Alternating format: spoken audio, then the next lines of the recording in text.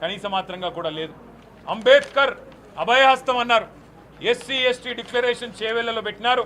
కేసీఆర్ గారు దళిత బంధు ద్వారా 10 లక్షలు ఇస్తే మేము 12 లక్షలు ఇస్తామన్నారు. మరి ఈరోజు రాష్ట్రంలోని దళితులకు వెన్నుపోటు పొడుస్తూ గతంలో దళిత బంధు ద్వారా ఇచ్చిన నిధులను ఆపేయడమే కాకుండా ఈరోజు అంబేద్కర్ అభయహస్తం గురించి కనీసం మాట మాత్రంగా కూడా ప్రస్తావించకుండా రాష్ట్రంలోని దళిత సోదరులను గిరిజన సోదరులను మోసం చేసినారు. రాహుల్ గాంధీ గారు స్వయంగా వచ్చి అశోక్ నగర్లో ఛాయ్ తాగుకుంటూ ఫోటోలకు పోజులు ఇచ్చుకుంటూ మొదటి సంవత్సరంలోనే 2 లక్షల ఉద్యోగాలు ఇస్తా అని నరికిండు.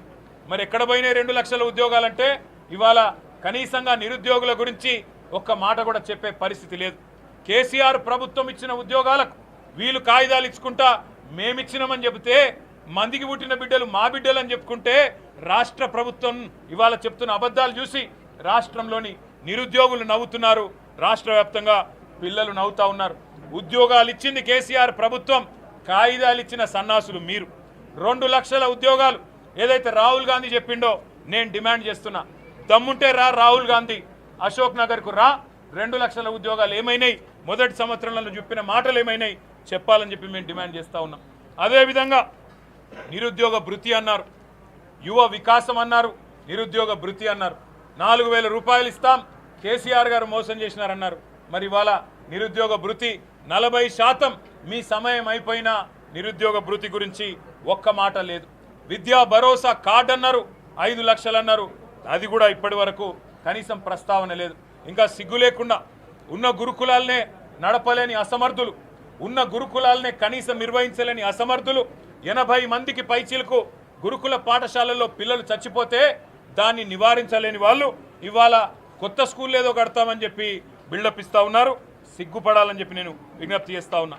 రాష్ట్ర ఆర్థిక చోదక శక్తి హైదరాబాద్ మహానగరం. ఇవాళ హైదరాబాద్ మహానగరం అధ్వాన నగరంగా మారింది. ముఖ్యమంత్రి గారు స్వయంగా మున్సిపల్ మంత్రిగా ఉన్న పెండింగ్ ప్రాజెక్టులన్నీ పెండింగ్గానే మిగిలిపోయినాయి. 42 ఫ్లైఓవర్లకు గాను 36 ఫ్లైఓవర్లు మేమే పూర్తి చేసినాం. ఆ మిగతా 6 కూడా పూర్తి చేయలేని అసమర్థ ప్రభుత్వం కాంగ్రెస్ ప్రభుత్వం. వైద్య రంగంలో అయితే ఇంకా సిగ్గుపడాల. కనీసం ఇవాళ పేదవాళ్ళు ఇవాళ దవాఖానకు పోతే గోళీలు ఇచ్చే పరిస్థితి లేదు, మొత్తం విధ్వంసం చేసి పెట్టినారు. ఇంకా 2 మాటలు ఖచ్చితంగా చెప్పాలి. తెలంగాణ ఆర్థిక వ్యవస్థను ఇవాళ చిన్నాభిన్నం చేసింది, పేక మేడలాగా కుప్పగూలుస్తున్నది కాంగ్రెస్ పార్టీ, కాంగ్రెస్ ప్రభుత్వం. అందుకే మేము చెప్పినాం కరోనా వైరస్ కంటే ప్రమాదం కాంగ్రెస్ వైరస్ అని చెప్పినాం. మళ్ళీ ఈరోజు బడ్జెట్ ద్వారా అది స్పష్టంగా కనబడతా ఉన్నది. ఇంకా పెద్ద పెద్ద డైలాగులు, $1 ట్రిలియన్ చేస్తారట వీళ్ళు.